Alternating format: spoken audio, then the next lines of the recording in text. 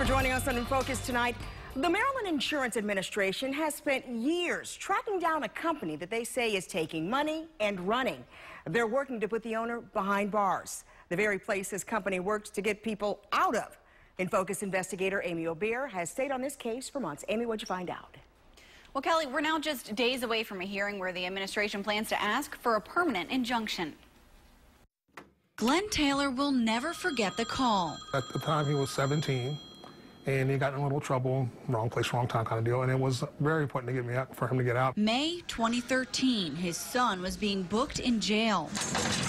I didn't know the whole story at the time, and all I knew was they had a warrant for his arrest, and he turned himself in when he found out what was going on, but I didn't still know the whole story. It wasn't his son's story that stuck with him. It would be the story of another man behind a company to help those like Taylor. I said, I'm not going to rest until you're in jail, and I've been trying to pursue this ever since. Taylor says he contacted You Got Bail after checking out the reviews online. They promised to get his son released that same night for $1,250. An hour after he paid up, he got a call. You Got Bail changed their mind. He mistook what amount I said and said he couldn't do it. He would refund the money. Well, that's been 2 years almost, a little over 2 years, and I've been chasing him for my money since. With 22 complaints, it's a story the Maryland Insurance Commissioner knows all too well. These guys are out taking advantage of people, and that's why we not only want to put them out of business, but we want to put them in prison. Redmer says the company also operates under the name Hard Knocks Bail Bonds. We couldn't find a license for either company online, but a flashy website remains up. This is an industry that operates largely in the shadows of society. And we have regulatory authority where we can go in and demand information, but the record keeping, it's a cash business.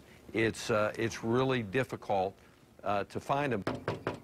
We checked out several addresses listed, but no one answered at 2 homes, and we couldn't find another. I figured he looked at this as his business.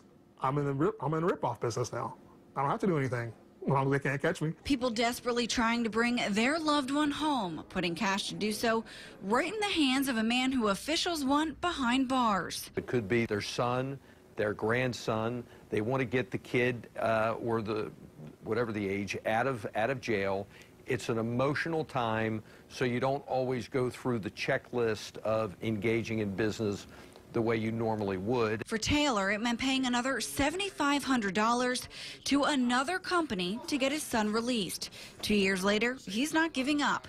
It's no longer about getting his money back, but instead making sure no one else falls into the same trap. It's just the idea that somebody just took it for nothing. You know, I don't mind paying for something, but I want something in return, you know.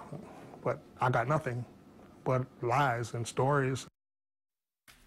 Now, Taylor says the last time he was actually able to get a hold of the company was 2 years ago. He filed a complaint with the Insurance Administration right away. The Maryland Insurance Administration says they are working closely with the Attorney General's office on this case.